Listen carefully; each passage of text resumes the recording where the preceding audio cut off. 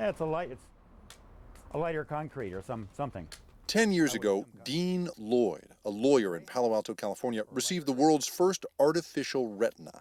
It allowed him to see. It was a low-quality video image, but it was something.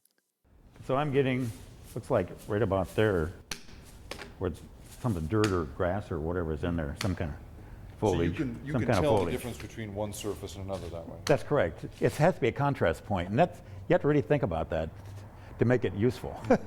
But that technology is ancient compared to what's coming next.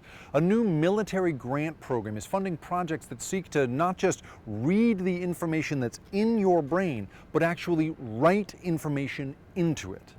Basically, we'd be putting synthetic versions of things like sight into the brain. The University of California at Berkeley is home to one of the 6 teams hoping to create, within 4 years, a device that can read and control 1 million neurons.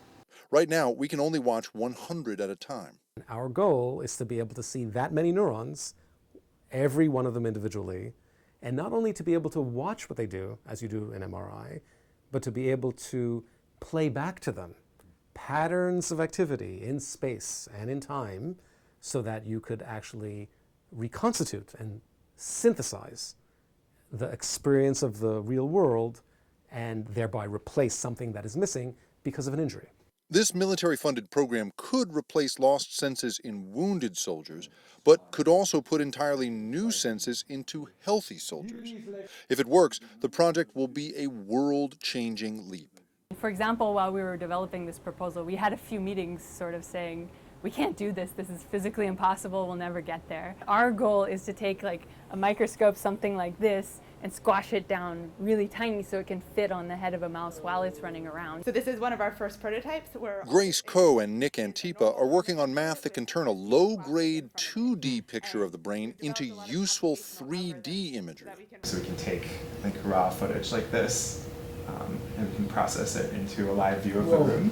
We can create custom patterns and shoot light exactly where we want at the right moment. And postdoctoral researcher Nicolas Pegard is building the system that will convert real-world experiences into math that directs lasers to light up individual neurons. So here is a movie, Casablanca. This is the movie.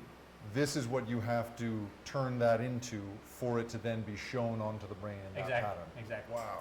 You decide on the pattern, you tell me which neurons you want to activate, and we will, at the exact time, give the exact amount of light that's required to activate the neurons.